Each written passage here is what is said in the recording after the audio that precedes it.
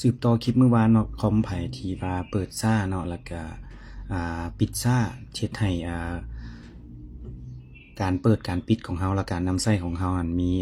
ค่อนข้างอุปสรรคเนาะเดี๋ยวเฮามาเบิ่งนํกันวิธีที่2เนาะในการปิดฟังก์ชันบ่ให้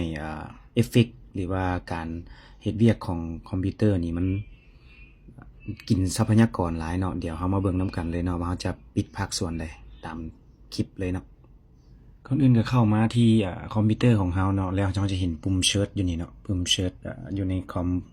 Windows 10 Windows 11อีหยังก็คล้ายๆกันเนาะเฮากดใส่ปุ่มเชิร์ชนี่เนาะปึ๊บจากนั้นพิมพ์ใส่ว่า appearance เนาะ adjust appearance เนาะตัวนี้เนาะ adjust the appearance เนาะ adjust appearance and performance จากนั้นเนาะคลิกใส่เพื่อปรับแต่งเนาะปรับแต่งหรือว่าจัดตามความเหมาะสมของเขาเนาะถ้าว่าคอมไผเป็นคัสตอมนี่หมายถึงว่าเลือกเอาเองเนาะว่าเฮาสิเลือกเอาบอนใดแต่ถ้าว่าผู้ใดอยากสะดวกเนาะก็คืออยู่บอนนี้เนาะ adjust for the best performance เนาะตัวนี้มันจะตัดค่าเอฟเฟกต์ตัดค่าสีตัดค่าเงาตัดค่าอีหยังต่างๆทั้งเบิดนี่เนาะลายเส้นบ่เฟดอินเฟดเอาหรือว่าแอนิเมชันอีหยังต่างๆเนาะมันจะตัดออกทั้งเบิดเลยถ้าว่าเฮากด apply เนาะแล้วก็โอเคเนาะทุกอย่างเนาะมันจะถูกตัดออกเนาะแม่เห็นบ่เนาะมันจะเป็นตัวบ่ละเอียดปานใดและจะเฮ็ดให้คอมเฮาไวขึ้นแล้วก็ช่วยให้เฮาใช้เวียกสะดวกขึ้นกว่าเก่าถ้าคลิปนี้มีประโยชน์ก็ฝากกดไลค์กดแชร์กดเซฟคลิปนี้เนาะเพื่อเฮาจะได้ปรับแต่งแล้วก็ใช้เวียกง่ายๆในการนำใช้คอมพิวเตอร์นํกันเดี๋ยวเฮามาเบิ่งตื่มน้อยนึงเนาะว่ามันจะเป็นรูปแบบใดเนาะถ้าว่าเฮาปรับแต่งแล้ว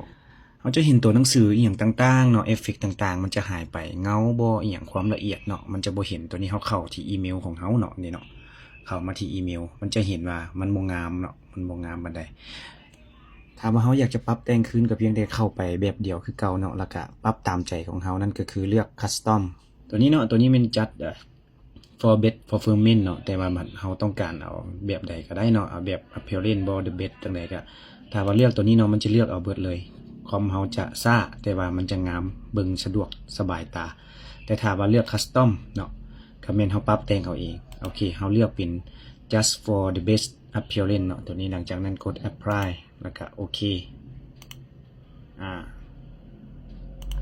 นี่เนาะมันก็จะงามจะใสขึ้นเนาะพวกเอฟเฟกต์ต่างๆก็จะกลับคืนมาสำหรับคลิปนี้ขอบใจเนาะฝากกดไลค์กดแชร์และพิมพ์คอมเมนต์ขอบใจให้แน่เนาะเพื่อเฮาจะได้